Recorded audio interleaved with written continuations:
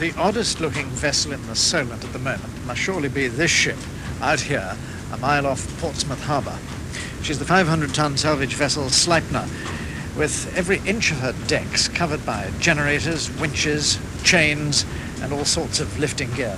Above my head there's an elevator looking like a giant ladder running almost the entire length of the ship and held high above by a tangle of steel girders, and giving the ship a very odd silhouette against the skyline. Incongruously, there's a temporary wooden workman's hut amongst all this, a building reminiscent of a typical site director's office at an excavation ashore. Here, though, the excavation's going on under the sea, where 40 feet below lies the wreck of the Mary Rose, Henry VIII's flagship, which went down in 1545 with the loss of most of her crew and almost everybody else on board. Raising the ship after all this time is rated as the most important underwater archaeological project now going on in the world. It's certainly comparable with the salvage of the Vasa in Stockholm Harbour some years ago, a job incidentally which the salvage vessel Sleipner did so successfully.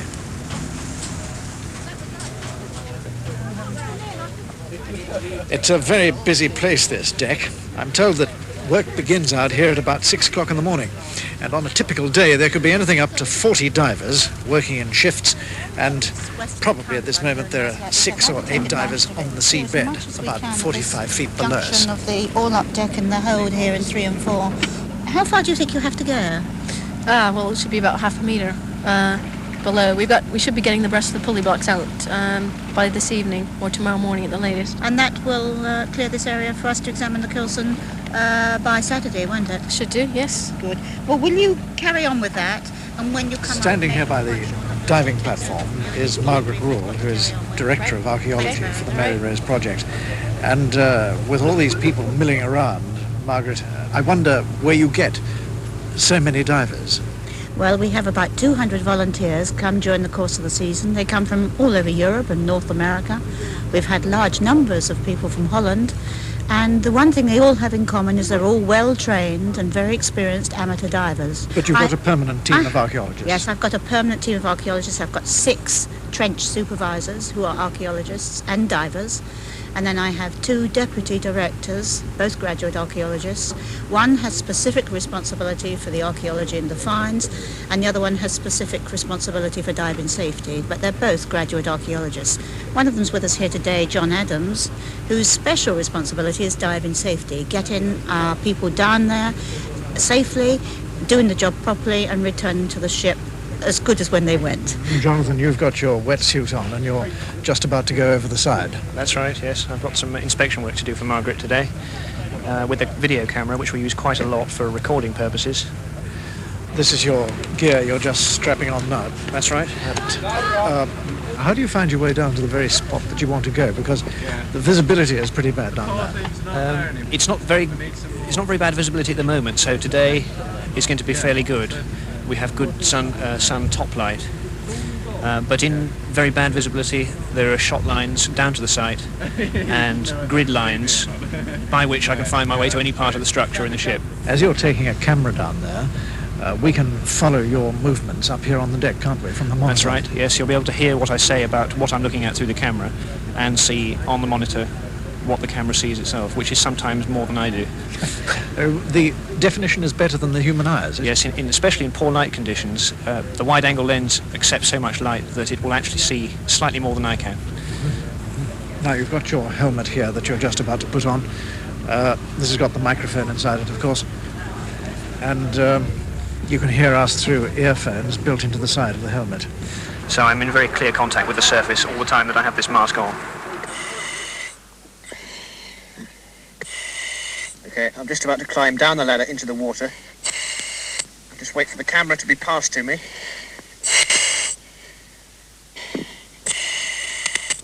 Okay, we're ready to leave surface now.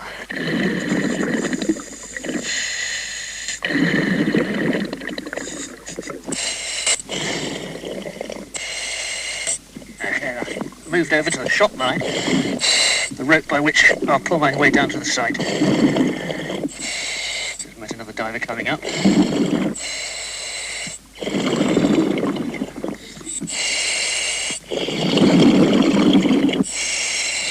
There's the bottom.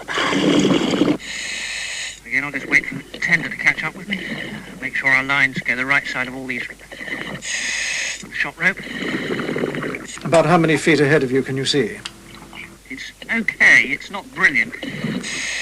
I can see about 2 meters, I suppose. It's a little dark. Now, I'll make my way to the edge of the site grid. A line of piping which goes right the way down the site, either side. And by this means I can find my way to any part of the site I want to go to. Now you see one of the yellow pipes which goes across the ship, and those are the pipes which actually mark out the individual trenches. It's a bit murky here, where another diver has just swum past and stirred up some of the silt. I'm heading just about amidships, where I know there's some work going on excavating the main deck.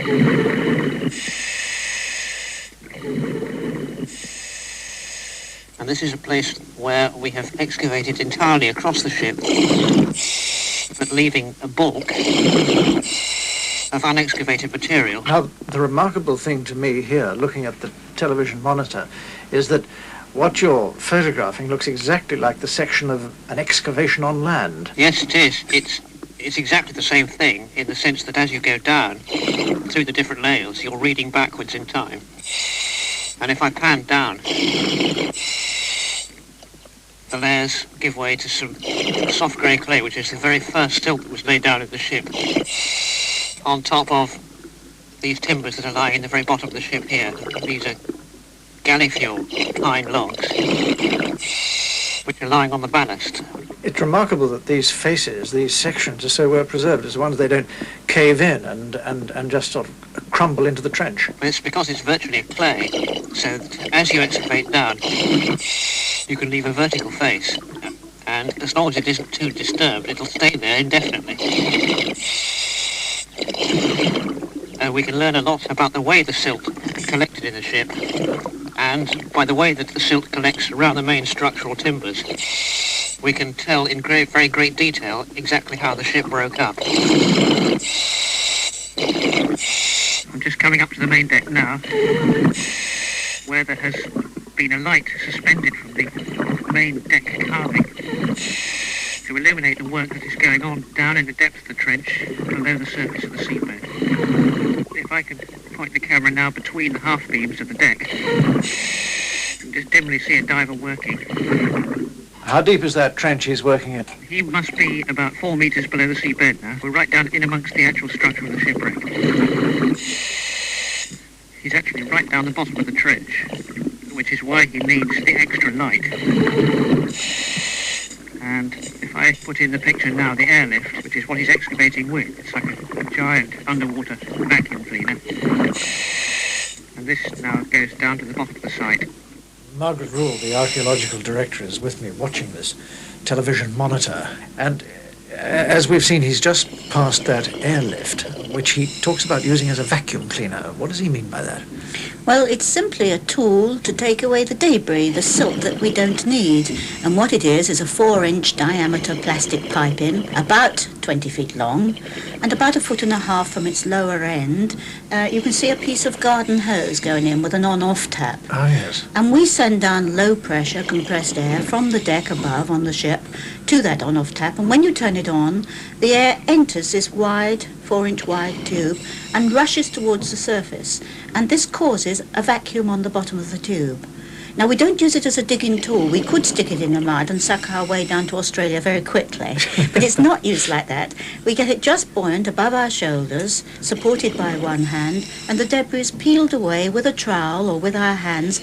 We pick out the little bits of leather or whatever we want to retain, put it in a plastic box, and then the debris, the spoil that we don't want at all, is fed to the airlift and jettisoned down tide. It's used exactly the same way as you would use a shovel on a land excavation to throw it out into the builder's barrow. This particular airlift has a flexible nozzle to allow him, the operator that is, to get underneath the deck.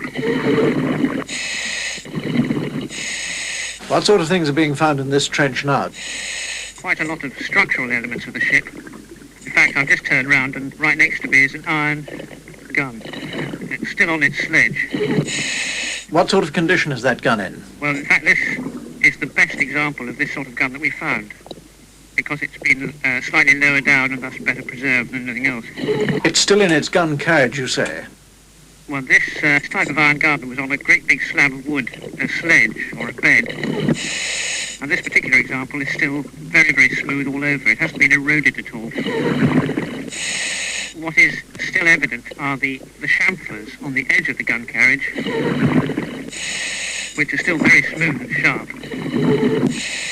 Probably just the same as the day she went down. I've now got to the large concretions of the anchor, where it's cemented to the gun. You know that anchor must come away before we can remove the gun, and this will have to be done in order to remove that deck planking. What would be the best treatment for this? Do you think it's a power chisel or possibly a small explosive charge? We could break it with a reciprocating drill. It would probably loosen it very nicely, but it may come to a little plastic some places. You can be extremely delicate with it. But I think at the moment we don't quite know what else is involved. OK, John, that's absolutely fine. If you'd pan just down that beam, and yes, I can see the gun just to the north of it, that too has to come out, doesn't it? That one with the carriage. That's another little logistic problem we've got. I would have thought we could have lifted that platform off the way we did the other, free from the gun itself. I think so. I don't like to think of that whole thing falling through the deck beams. No. John, that's absolutely lovely. You can wend your way up any time you like. OK.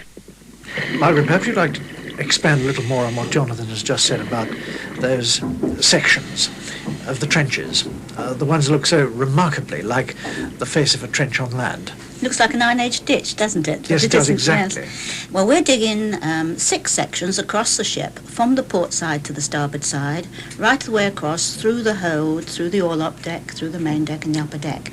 And we're finding the layers of the silt which tell us something about the history of the ship.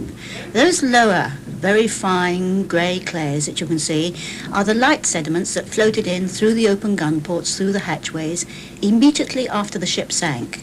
It filled the ship extremely quickly, sealing all of the objects as they lay on the decks and causing them to be preserved.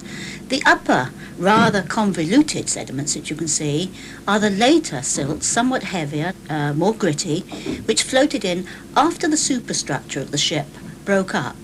And we sample all of these silts and sediments, we note the relationships to the objects that we find in them, and we can date them very exactly. But why are you interested in this? Because you know the date, you know the exact date, you even know the hour when this ship went down, so there's no question about when the event happened or how old these things are. So why is this dating process through the strata of interest to you? Well, this is precisely why. Here we have a well-dated ship with a good history. About a quarter of a mile from here I have another wooden ship about which I don't know anything at all. I don't know its date. I know she's roughly 17th century. I can apply the same methods, the same reasoning, and understand what has happened to that ship, because here we do have a dated time capsule, which we've learned to understand, and we can apply this knowledge to other sites. Because here we're not just excavating a ship, we're trying to learn about archaeology under the sea, and we're trying to evolve excavation techniques which work underwater. Whereas on land, of course, we've got 100 years of this behind us, 100 years of experience. Underwater, there is none for total wrecks buried in silts in this way, and we're learning fast. These silts contain environmental evidence, and we're sieving and doing flotation tests, and we're trying to extract the environmental evidence of life on board ship. For example, what sort of things? We got the black rats, the plague rat bone, and this work has just begun. I'm hoping we shall get the pupae of insects and that sort of thing. Vegetable material and animal material will be preserved in these silts, and so we're sieving and floating out this environmental evidence, which again is important if we're doing a study of a ship in totality. Are you suggesting that this rat was one of the ship's rats? Oh, he was on board when it sank. You mean this is the first plague rat? On board a ship.